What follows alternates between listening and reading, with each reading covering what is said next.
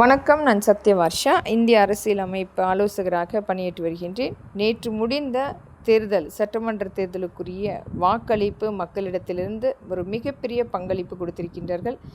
இது காரணம், மக்களுடைய எதிர்பார்ப்பு அதிகமாக இருக்கிறது. இந்த ஆட்சி அமைந்தால் ஒரு மிகப்பெரிய மாற்றத்துக்குரிய அமைப்பு வரும் என்று காத்து கொண்டிருக்கின்றார்கள்.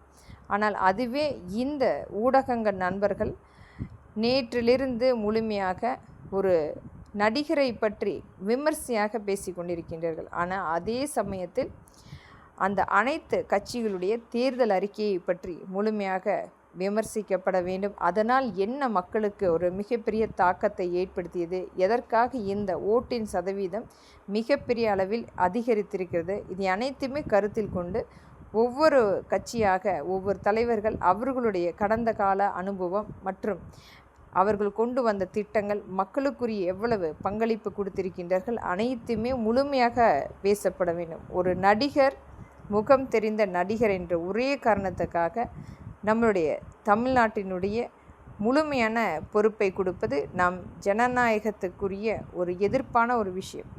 12 லட்சம் கோடி இன்றைக்கு நமக்குரிய மிகப்பெரிய அதிகபட்சமான ஒரு கடன் காத்திருக்கிறது.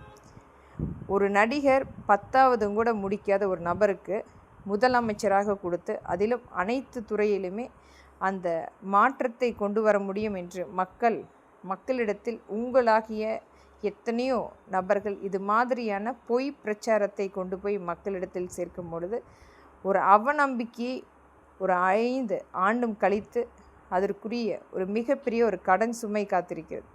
உண்மை தன்மை எடுத்துரைக்கப்பட வேண்டும். அவர்களுடைய அந்த பாசிட்டிவ் அண்ட் நெகட்டிவ் அனைத்தையுமே கொண்டு வந்து நீங்கள் சொல்லும் பொழுது தான் மக்களுக்கும் ஒரு தீர்வான முடிவு எடுப்பதற்குரிய உண்மைத்தன்மை தெரியும். ஆனால் ஊடகங்கள் சிலவற்றை மறைத்து ஒரு நடிகர் கடவுளை போல பார்ப்பது என்பது ஒரு இன்றைக்கு இருக்கின்ற காலகட்டத்தில் அது ஒரு நம்மையே நாம் வேடிக்கையாக பார்த்து கொள்வதை போல, உண்மையான இன்றைக்கும் ரியல் ஹீரோவாக நமக்குரிய ஒருவர் நின்று மக்களுக்காக உழைக்கக்கூடிய நபர் மட்டுமே நம்முடைய உண்மையான அந்த ரியல் ஹீரோ.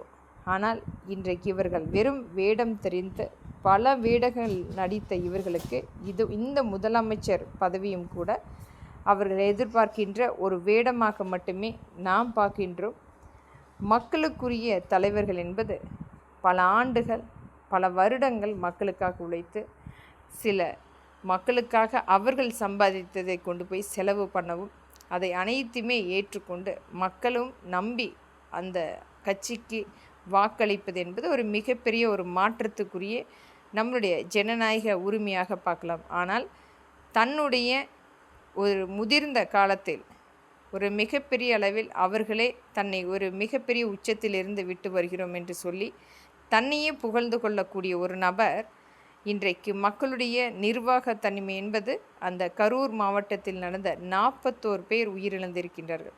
இன்று வரை அதற்குரிய இரங்கல் கூட தெரிவிக்காத ஒரு நபர் ஒரு சாதாரணமான ஒரு மெடிக்கல் ஷாப்பில் ஒரு 2 நாளைக்கு அந்த பொறுப்பை கேட்டால் கூட அந்த நபர்கள் நம்மிடம் புதிதாக இருக்கும் ஒரு பட்சத்தில் கொடுக்க மாட்டார்கள். ஆனால் நமக்குரிய மிகப்பெரிய தமிழ்நாட்டையே ஒரு முகம் தெரிந்த ஒரு நடிகருக்காக இந்த முதலமைச்சர் பதவி என்று போய் சேர்ந்தால் நமக்கு நாமே ஒரு மிகப்பெரிய சூனியத்தை வைத்து கொள்ளக்கூடிய நிலைமை வரும்.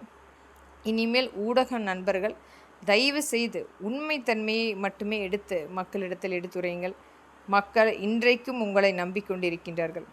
ஒரு சில முகம் தெரிந்த நடிகர்களாக இவர்கள் நம்ப வைத்து கொண்டிருக்கும் அனைத்துமே மக்களும் பார்த்து கொண்டிருக்கின்றார்கள். நடிகர்கள் இன்னும் நமக்காக ஆதரவு தெரிவிக்கின்ற உண்மையான நபர்களும் இருக்கின்றார்கள். அவர்கள் என்றைக்குமே அரசியல் அமைப்புக்கு வரக்கூடாது என்பதற்காக அவர்களுடைய சேவை தனிப்பட்ட முறையில் செய்து கொண்டிருக்கின்றார்கள். ஆனால் தன்னுடைய சுயநலத்துக்காக வரக்கூடிய நபர்களை நிராகரிப்போம். நன்றி.